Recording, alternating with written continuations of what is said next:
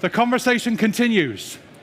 So from taking a viewpoint on real-world evidence and data, I now want to give you an insight into some of those ecosystems that we talked about already today. To aid me with that, they've given me one of these little funny microphones to make me look silly, but it also means I can invite more people on the stage. So I'm pleased to welcome some of our ecosystems of ECHAlliance, who form a network of over 85 ecosystems across the globe. Our next ecosystem we're going to be launching, as the speaker just said just now, will be in Nigeria later this year. We're also looking to, and announced today, plans for launching a Bangladeshi ecosystem. But let's look at today, because today I want to bring up best in show from some of our ecosystems from Catalonia here in Spain, also from Estonia, from Finland in Oulu, and of course from the UK, from Northern Ireland as well. Please come up to the stage, and also from Sweden. Matt, sorry, come up to the stage. Sorry, you're hidden, I can see. Grab a chair. Grab a chair. So,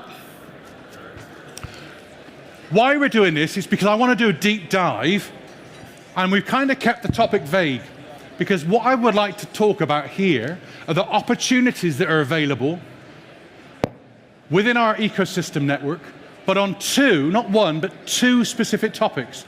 Topic number one will be around women's health. Why? Because I think it's time this got elevated more often and louder within our network. Secondly, we're going to be looking at opportunities in our network and from our ecosystems around mental health. The golden piece from today, if it works, is if we can talk about women's mental health. So we'll see how we get there. We've got people in the audience also who are involved with women's health. We've got some of our members, Siobhan there from On a Wave as well. But today I want to do a deep dive into some of our ecosystems. What does an ecosystem mean?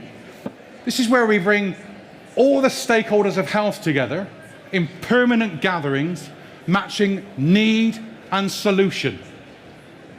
So I want to bring that benefit of their knowledge, their local connectivity to you, and hopefully encourage some dialogue. Because we've got, I think, some exceptional talent based locally here in Catalonia, but all across our ecosystem network. So as you can see, I've tried to squeeze as many people on stage as we possibly can. Just for some introductions, I'm going to come in no order at all to Rosanna. Just tell us where you're from and a little bit about the ecosystem here in Catalonia. So I'm Rosanna Sandrello. I work for Aquas. Aquas is the agency of health and quality assessment in Catalonia, and my area is the innovation and strategic futures, and we are working basically in value-based procurement and how to adopt innovation in our health system. In the case of our Catalan health system, apart of that, our main goal now is to be focused on innovation that really can create an impact. If we talk about women's health, can I talk already about women's health? We'll come back to the women's health in a minute. Okay. Just on health procurement, could it be, I'm hearing whispers, there's an event tomorrow for healthcare procurement? Yes, we are going to have our thematic innovation ecosystem meeting tomorrow morning from 10 to noon in Aquas headquarters. It is our thematic innovation ecosystem is co-led by European Connected Alliance and Aquas, and all of you are invited to join us. We will talk about how to adopt and procure NI. This is a very now hot topic. Yeah. And thank you for joining us. Okay, so from Catalonia, I just moved to Sweden. Sweden, Mats, tell us a bit about the ecosystem in North Sweden, please. All right, I will do that. Yeah, this is the North Sweden life science ecosystem. We are in a setting with a region that is bigger than Greece, but with just 500,000 people. Wow. So we need the e-health, we need the digital component. One of the really focus areas are rural health, of course, but also mental health and public health. So, and I'm with the innovation office at the Umeå University with the medical faculty the farthest north in Sweden, and actually I think in the Nordic countries. Yeah. So one Nordic country, why have one Nordic country where you can have another one? Nina, tell us about the ecosystem in Oulu in Finland, please. Thank you. Hello, everybody. If I say I'm from Oulu, it doesn't maybe say anything to you, but going again to north, very north of Finland. And if you describe Oulu, you could think of it as a Silicon Valley of the north. And I'm going to talk about that a little bit later on. Wonderful. Jim, tell us about things in Northern Ireland. Okay, so Jim McLaughlin, I'm Director of NIBEC and the Digital Healthcare Technology Centre. I suppose Northern Ireland's the home of ECHAlliance. I'm one of the directors. We were very much inspired in Northern Ireland way back in 1966 with the development of the portable defibrillator in Northern Ireland. And it's went on to save so many lives. Just that whole aspect of getting technology into the home and developing it has been the basis of creating a very, very strong ecosystem that brings academia, business and the clinical community very, very closely together. So I'll talk a bit about that innovation process that's led to a lot of success. Just because we've heard about an ecosystem event tomorrow in Catalonia, we're going to be launching our third 5-nation ecosystem, which will be taking place with support from Ulster University in Belfast on the 15th of May. It's not public knowledge yet. Oh, I've just made it public. So you're more than welcome to get involved with that and come along and listen to the people from Northern Ireland, Republic of Ireland, Wales, England and Scotland. So, what are we missing? I'm missing the voice of Estonia. Marilyn. Yeah, thank you for inviting me. Actually, Estonians like to think of themselves as also Nordics. Yes. So, but I'm representing the largest ecosystem in the Baltic states called Tehnopol HealthTech. We have been active for more than 10 years already. So we support the development of startups, also pharma companies, hospitals, research institutions, and also public sector. So we provide them business growth, we provide them support in scaling, expanding to other export markets, and we also bring the community together to expand knowledge sharing. Wonderful. So 5 different ecosystems. We're going to get 5 different viewpoints now. Let's go back into Catalonia. I'm keen to understand around women's health, not necessarily what the issues are, but where are the solutions? Where is their best practice? So what's happening in Catalonia? Rosanna. Okay, thank you, Andy. Women's health in Catalonia, I would say that it has been always an interesting topic, but it's true that it was very much pushed by one of our Ministry of Health that we had around 2019-2020. And thanks to this ministry, what we did, we started to incentivize different initiatives. One of them started in 2022 as a transformation project and is dedicated and is fruit of the experience of women's health during the COVID. Unfortunately, during that period, women maybe were coming at the hospital to deliver alone, without any family members. Unfortunately, during that period, we were doing just visits by telephone, and so we increased. Women were coming at the hospital already with a very strong anemia or with cervical cancer that usually now is already something that should be already a battle that we are winning. And so at the end of the day, what we did is, what we are doing is putting together an infrastructure, a transformation project that support the integration of the different level of healthcare delivery, from the acute care, the obstetrician and gynecologist unit, to the unit that we have at the primary care level dedicated to reproduction health and sexual health, to integrate with the GPs in the primary care, integrated with mental health, and to ensure that we can deliver a holistic healthcare delivery to our women. Then we have also, and this is has been co-funded by Next Generation Funds. And this project, for instance, this initiative also went through our education program of transformation and value-based healthcare and innovation procurement that is called IRAS. Then we have other initiatives like at the end of last year, it was created a society of that is promoted by healthcare organization and healthcare professional. We created a scientific society for gender and sex perspective health.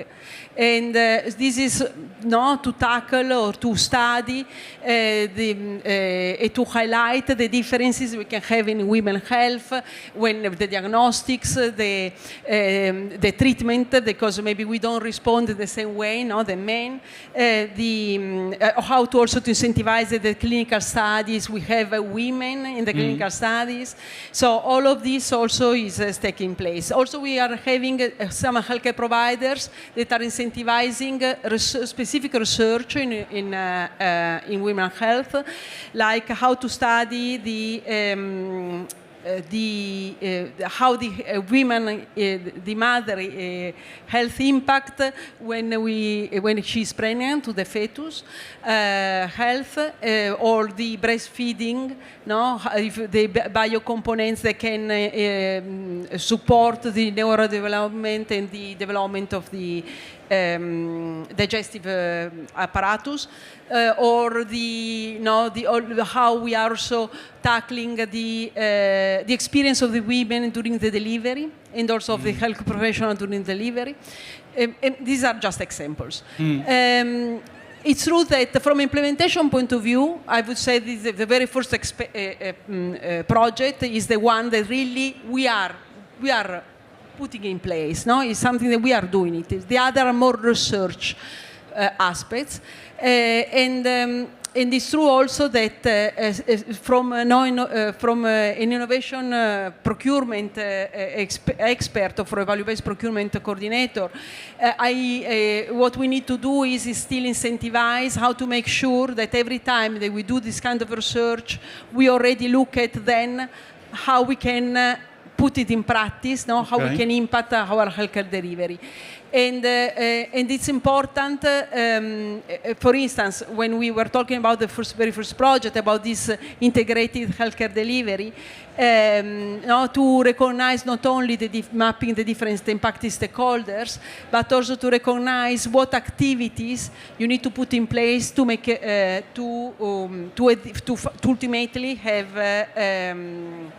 the outcomes that you are expecting. For instance, one activity is training, empowering women to know more their body, to know more about their health, and this is something that to make it scaling up to our full health system, you need to make sure also you need to partner with the right partner to make it happen, not only at the different levels. Or from a technological point of view also, if you deliver a technology, you need to make sure that the user can use it in the right place. So all of this needs to take place. Thank you. So that just a quick insight there. We've got those things that we're always told are missing when it comes to women's health. Cash on the table, data coming, because that's crucial. Why is it crucial? Because up until recently, women's health data was not collected, okay? Because all the tests used to be done on data from people like me. So if you think giving me heart pills could be useful, and then give it to somebody like Rosanna, it might have some side effects. So now we're starting to wake up to this and make some changes. So fascinating insights from Catalonia. I'm going to go, where am I going to go next? I'm going to go to Estonia. What are you doing in Estonia around women's health? I think when we first discussed about the topics, then there are different publicly funded services that we have very active in Estonia. So if we talk about maternity leave or maternity benefits, then these are very well placed in Estonia. So if you want to go to see a gynecologist or a midwife, then if you are a working employee as a woman, you can do that for free. Okay. And we have also 24/7 women's clinics in Tallinn and Tartu, two of the largest cities. So you can have and go have these visits there on a 24/7 basis. If we talk about pregnant women, then they have higher dental care insurance, to say. And if they take on and go on maternity leave, then they can stay up to 1.5 years on a paid maternity leave that is covered 100% based on your previous salary. And then your employer needs to keep your job for 3 years. Wow. So basically you're secured, you can enjoy your motherhood, you can enjoy your family life, so this is actually very well secured. If we talk about the solutions that we have in Estonia, then part of our community, we have a company called Moon Health that actually provides and transforms ovulation tracking. So they have created a medical device which you can actually track biosensors for women. And now they're also trying to focus on 3 areas, so hormone tracking, remote tracking from home, but it's also personalized with your own data. So as Estonia is a very data-driven country, then this is exchanged with clinicians, also with clinics, but what we don't have digitalized is this pregnancy card, which is super strange because when I did my eHealth master studies, then my course mate actually did a study regarding that to have it digitalized, but it's still the same. So it's basically the only thing that is not digitalized yet. But all the data, if you need to go and take your analysis, it flows to the central health information system. And if we talk about doing this cervical cancer screening, then starting from last year, Estonian Health Insurance Fund sends these tests at home. So we have a higher screening rate because unfortunately Estonia is the second regarding cervical cancer mortality. Okay, so there you have it. Many people will be thinking questions like, how long do they get for maternity leave in Estonia and when can I move? You can discuss that first thing with Marilyn, but because that sounds very attractive. But the data piece, I think, is crucial. I'm going to come back to that in a minute because I'm going to also bring in some other perspectives from different countries. Let's talk about mental health, just briefly. Mats, what's happening in Sweden around the world of mental health? I know women's health, but mental health specifically. Right. I just want to comment that we are from the Nordic, the 3 Nordic countries here. We do also have this maternity leave, and which is really, really good. And we also in Sweden have certain months. Come on, you're not selling this. Yeah, I have to do that. Anyway. But it's giving the women a freedom as well. No, the mental health, what we are trying to do is to actually give using the distant support or e-health, the digital component. Since we have this sparsely populated area, we have a cold climate, we do need to travel a lot, and if you want to give a therapy for like 12 weeks, then you have to go maybe 300 kilometers to the session, and we have to do it in another way. And actually, in relation to the women's health, that in Sweden, the rate of depression and suicide is going up for women. The figures have always been higher for women with anxiety and so on, but now and men has taken suicide or committed suicide more, but now the figures are like leverage almost, which is really tough. And what we are trying to do is to find ideas and find needs and put innovation to use. And we have a sister organization here actually in Catalonia, the Texam. They are here in the 4 years from now, and we are working with them and trying to find projects together as well. So good opportunities for collaboration. You're already collaborating across Catalonia. Ecosystems have collaboration baked into them. So where we bring our ecosystems together, it's not just because it's nice, because it is, but also because there's opportunities to collaborate, to share ideas, and hopefully stop reinventing the wheel. Because too often in healthcare, we love to reinvent the wheel because my idea, which sounds just like your idea, but it's different because it's my idea, is there's a disease that's prevalent through healthcare.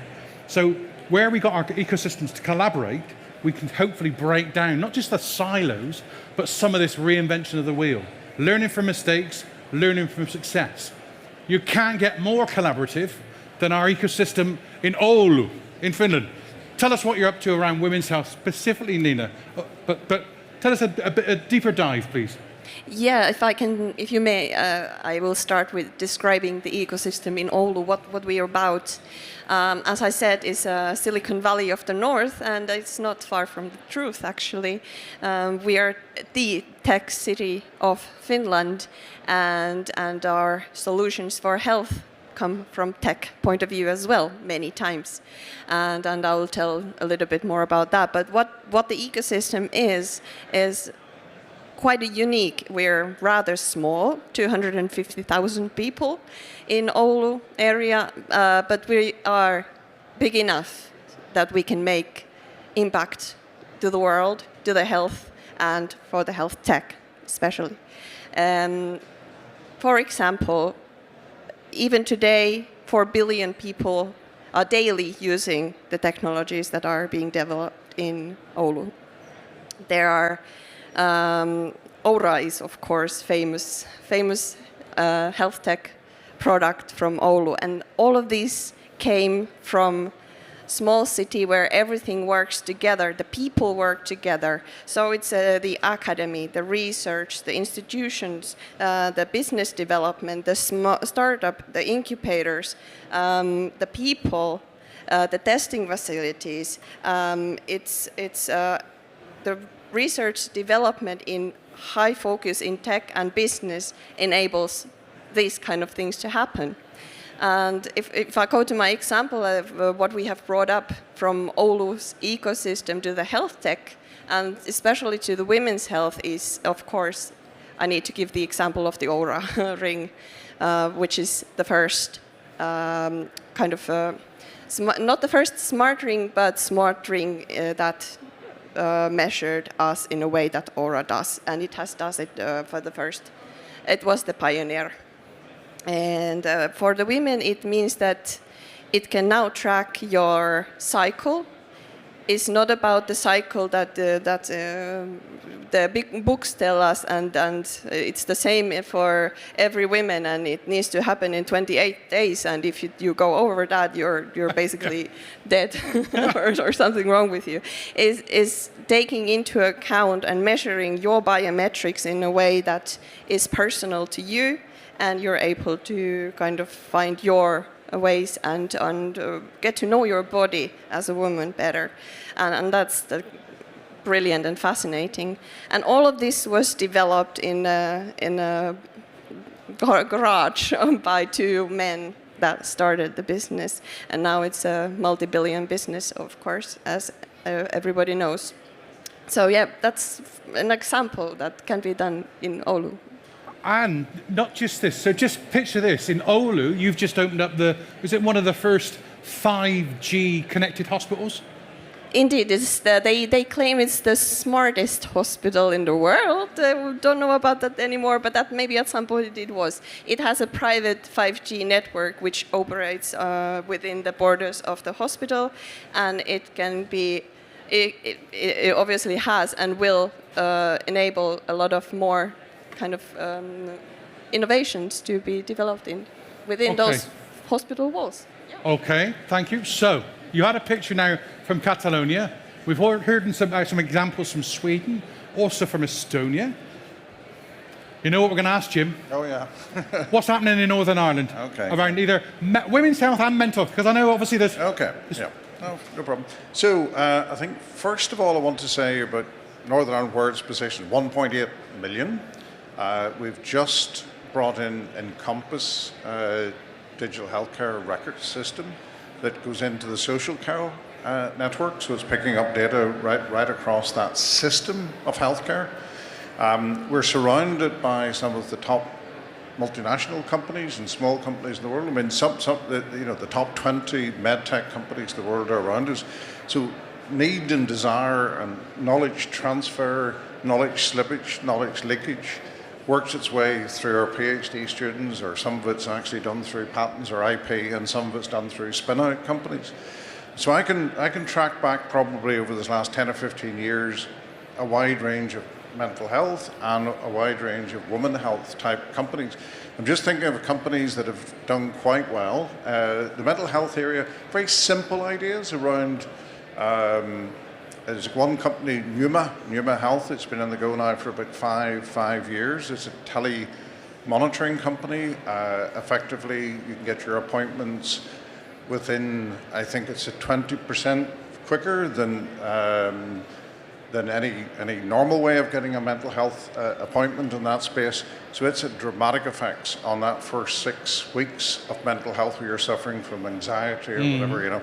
So that model's been put into Greater Manchester, has worked extremely well there, and that company's scaling up now, attempting to use wearables as part of the data gathering side of it, and also evaluate some of the other technology that we've been bringing forward in mental health that really help with the overall evaluation of that.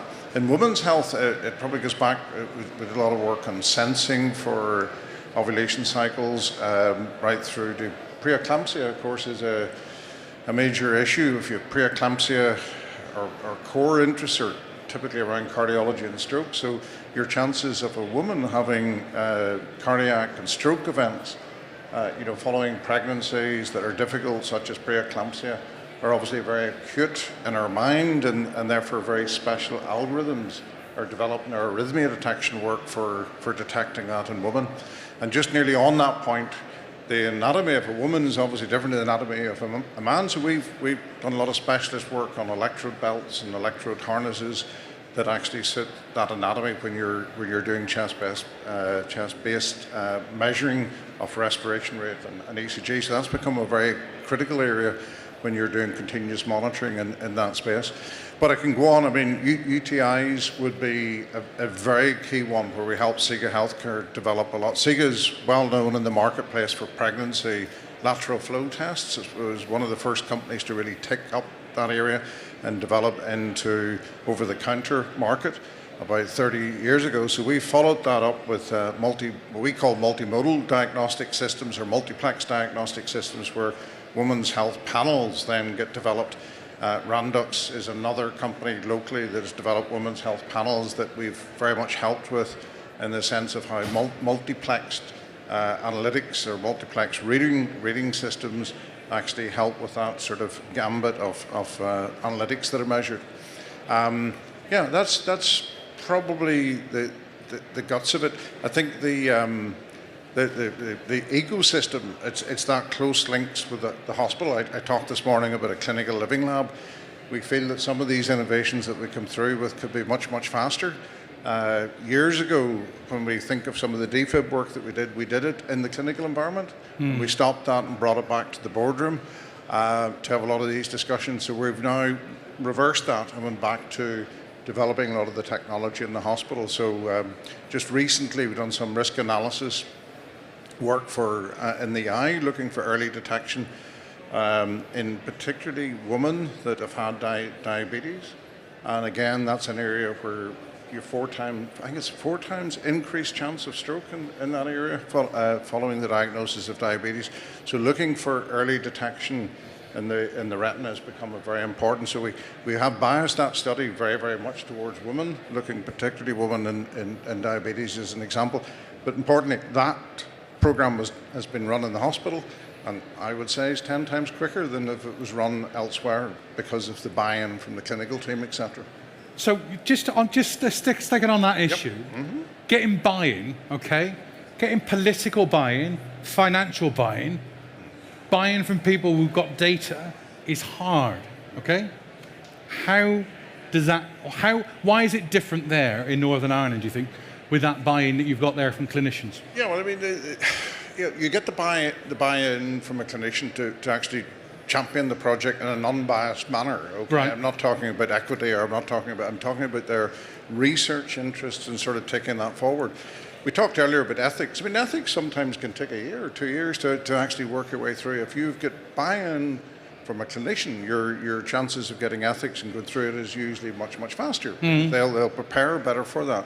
The chance of getting a clinical trial embedded into the normal workflow system in a hospital is much, much greater. And I work with a clinician that has an aspiration that every patient that walks into a hospital is a research subject. And in many ways, that's a idealistic way of stating it, but it would solve so many problems because we've so much data then to pick up from so many pathways that you take throughout a hospital. So that sort of concept of embedding it much, much better really is faster. And then the last bit that's absolutely critical is you get the raw feedback. You get the real, you don't get business feedback, you get clinical feedback. Right. And something like that there. So that coming at the right stages of the co-design project has a huge impact on getting everything right, the intellectual property, the design, the UX piece, and then very, very importantly, when you start to work with the data sets, the significance of data sets, and how, if you're using AI or whatever you're using on that from a statistical processing point of view, that's ethical and that's done correctly. Okay. That's the buy-in. That's the buy-in that's important. So that's the buy-in there. And by the way, Ulster, Jim's quite bashful about it. Ulster's not just a good university; it's the top UK university. It's the University of the Year. University of the Year. Sunday Times University of the Year. Yeah. There you go. Applications welcome, he says. So, in Rosanna, in Catalonia, how did the buy-in happen? Because it didn't just happen. Yes. How did it happen? The buy-in is key, is the key element. And the key element is to identify the value chain. What stakeholders you're impacting with the transformation, with the innovation, with the intervention you are putting in place, and what value you're bringing to each of them. What is the pain you are solving to each of them? If you don't get it, you will not implement it. So from patients, healthcare professionals are the gatekeepers, so we need to make sure they see the pain and they want to solve it. The healthcare organizations, the payers, and also why not the society as a whole. If we have a return of social return of investment, that's the key. But by the way, clearly patients come at the very beginning, and it's one of the things is important is once the demand is clear of why we need to make this change, why we need to make the transformation, the value also needs also to be delivered to the industry part that maybe is providing the technology, because if not, you have an issue, but no one is going to solve it. No. So also the need to also have a value. This is also needs to be taken to place always when we design this kind of transformations. And one of the factors now that you were mentioning Texan, for instance, there are some research projects also presenting during these days that are very interesting, related with mental health and women, and pregnant women that have mental health. So this is a very engaging project that should deserve to be listened to the presentation they are giving.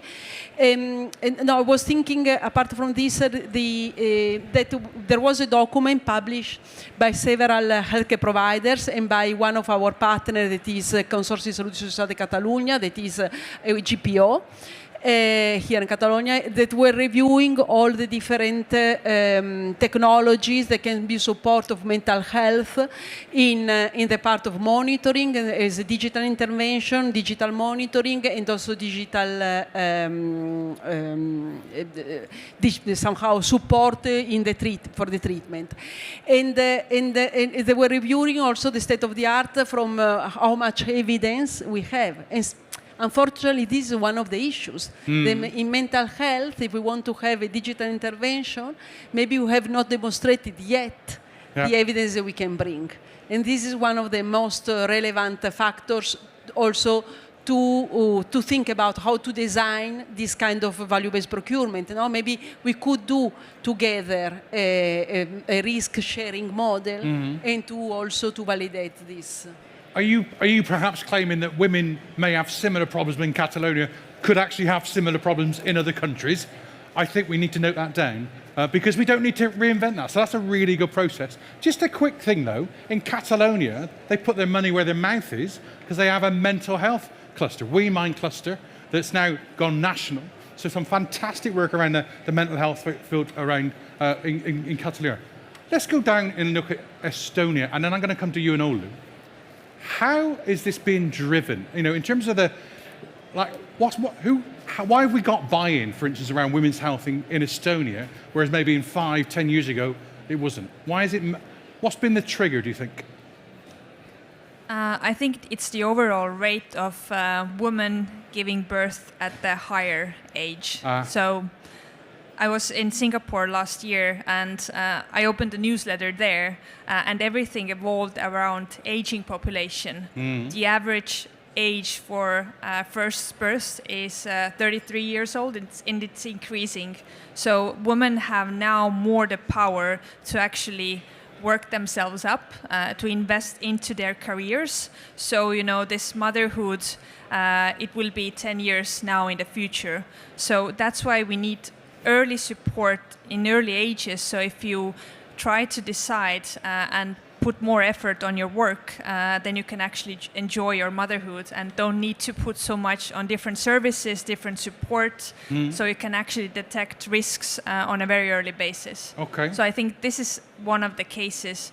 And we also talked about mental health, right? So it doesn't affect women, it doesn't affect health. Mental health is everywhere. It affects working people and not working people.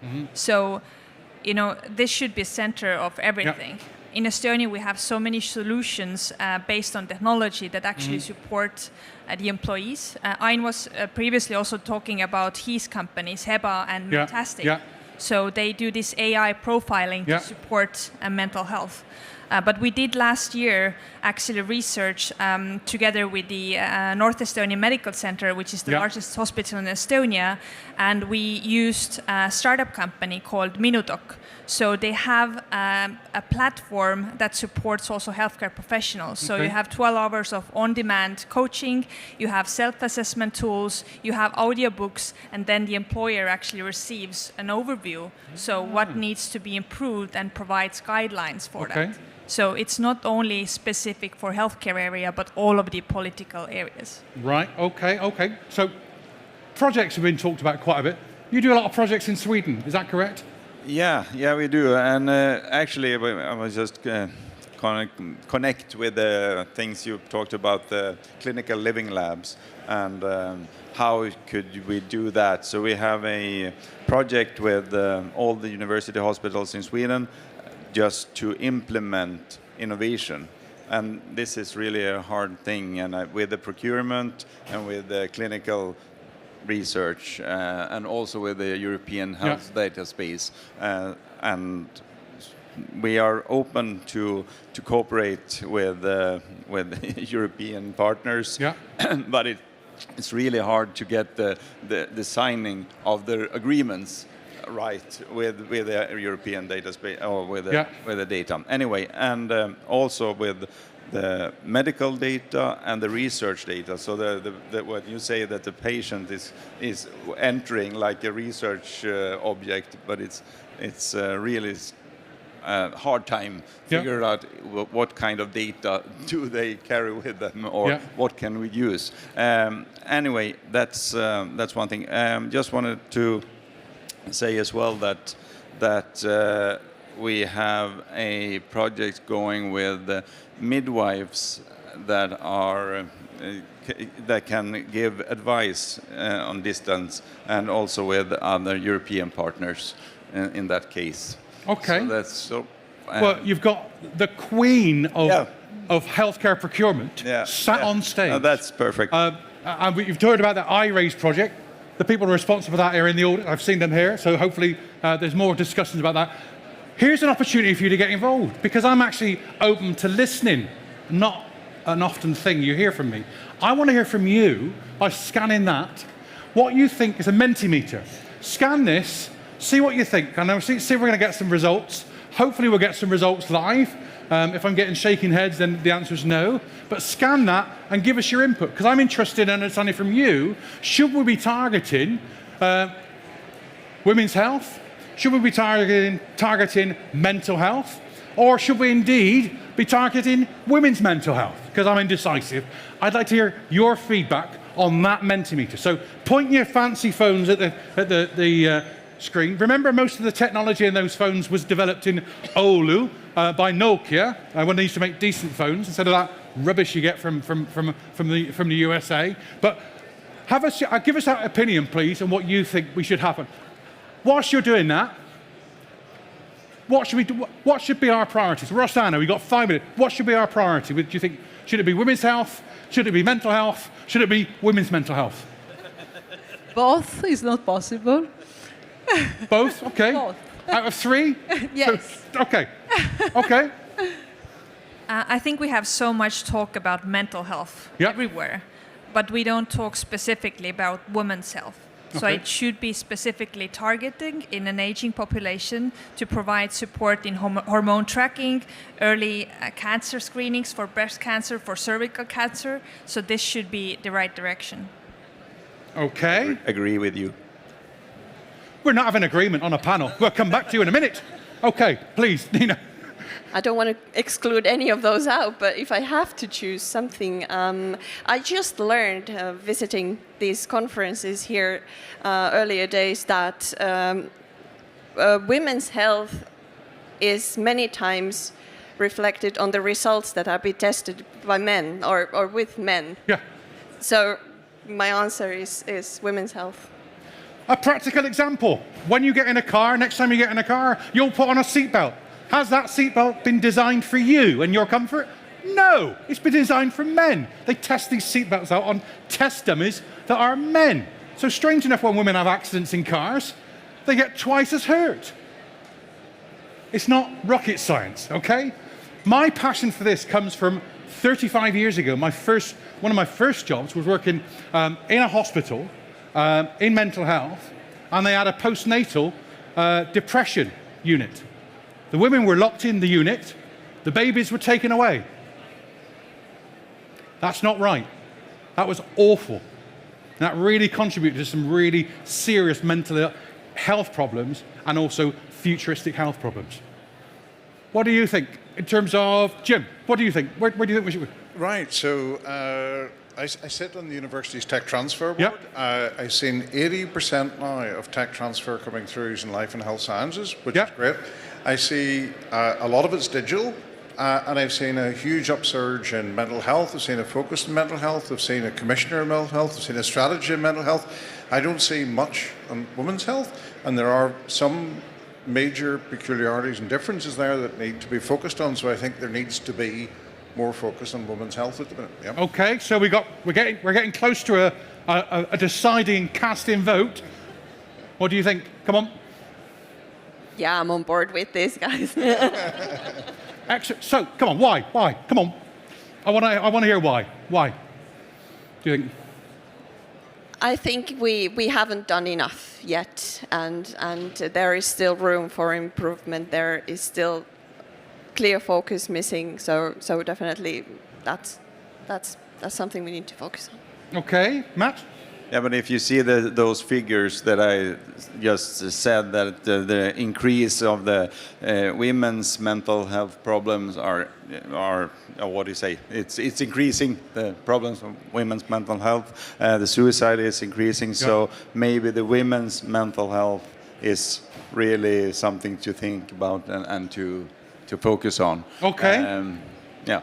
Okay, so we did a survey. Okay, on the survey, where's it gone? There we go. We asked people, which area do you think ECHAlliance should target? Okay, and the answers have come in. Most of you have said mental health. Interested. If you're interested in pursuing that topic, please get in contact with me, because I will be looking to run some events and webinars around these topics. So interesting to get your feedback. Don't forget, if you haven't cast your vote, I think you probably have, but you can obviously come and speak to us after the panel. I think, though, Meredith. I just wanted to add that, Andy, this was a great selection of topic because there's an upcoming Women's Day coming up, so take care of your women's health. And I'll give you some words of wisdom that somebody much wiser than me said to me when I asked about women's health. You have not got a clue. There was another word included in there, but I won't say what it was. I'll get told off by Alejandro if I do. But you haven't got a clue. Get a bloody move on and do it now. So I'd like to ask you to thank our panel. Thank you. Thank you very much. Okay, our next session. Thank you.